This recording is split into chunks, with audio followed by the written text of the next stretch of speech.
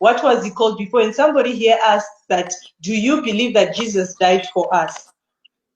The day I will see a white man dying for a black man, then I'll believe in the white Jesus dying for black people. As far as I'm concerned, the black man is still hanging on the cross, surrounded by the two thieves on the left and on the right. These are the Europeans and the Chinese who are busy crucifying Africa on the same cross. We cannot even talk about the death of Jesus. Let's talk about the dying of Africa constantly. Let's not create theology of poverty and misery and glorify the death of Jesus when our brothers and sisters are still dying. The death of Christ, therefore, is a symbolic death, the death of truth, the death of the poor, the death of the marginalized, the death of the children of the soil. And if religion is used to pacify that, then that is the doctrine of demons. For he came to set the captives free. And until Africa is free, there's no Jesus who has died on the cross. We are still dying to date. It cannot take one man to save the whole world. Yet we have 20 million Africans who drowned in the sea during slave trade. Is this God not tired of drinking blood? How much more blood does he need? Can you look at Congo? Give me the 15 million that died, plus the 25, 35 million. Calculate all the wars that have been fought in Africa. How many more millions?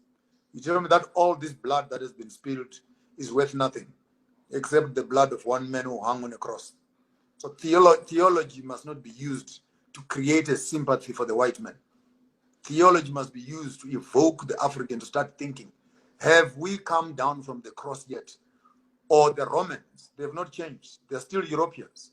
They are still nailing our hands, the style of our work, putting on crowns of thorns on our heads, managing our minds and what we think, piercing our sides, poking our reserves of food and etc., nailing our feet, passports. You cannot travel without this and that. Can you tell me that Jesus died on the cross? The day I see a black man free, I will start talking about Jesus who died for the sins of the world. He could not have died for the black man, and the white man who believes in him did the crimes that he did. Oh, Bishop. So now if this is what you're saying, that until you see a black man free, then you now believe that Jesus died for us, then you still say that you still go to, sometimes you still go to SDA with your family, then why are you going there? I'm a third generation Adventist in my family. A journey I've been pursuing for the past 52 years. You grow. And the shoes I was putting on when I was in primary school, I can no longer put on the same shoes. Going to a church, unless it has become patriotism, that you go to a church so that you feel like you belong. And once you belong to a church, you are not allowed to think. Therefore, shut up because you go to church. Don't think. Because apparently when you enter a church, you must surrender your sanity, you must surrender your brains, you must surrender your critical mind. To become a member is actually selling your conscience. Bishop, and many people also believe that Christianity is the way to make heaven. Does it mean that our forefathers who died before Christianity was brought to Africa didn't or won't make heaven?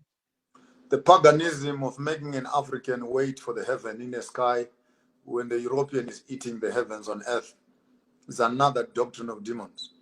Therefore, education and religion has become a passport of escaping from poverty. I don't want that religion at all. I cannot go to heaven to walk on the streets of gold when I have never touched the bar of gold on earth. I can't walk to heaven and own the estate of heaven when I fail to look after my own ground. Question: if God wanted us in heaven, why did he create us on earth? Now it's a big mission to kill all of us and resurrect us and move us to heaven for 1,000 years and bring us back here again. Why the bother? To kill people during the times of Noah and to preserve the devil. To kill your own son and you don't kill the devil. And apparently you must wait until the end of time to kill the devil. Why kill your son when you can kill the enemy yourself?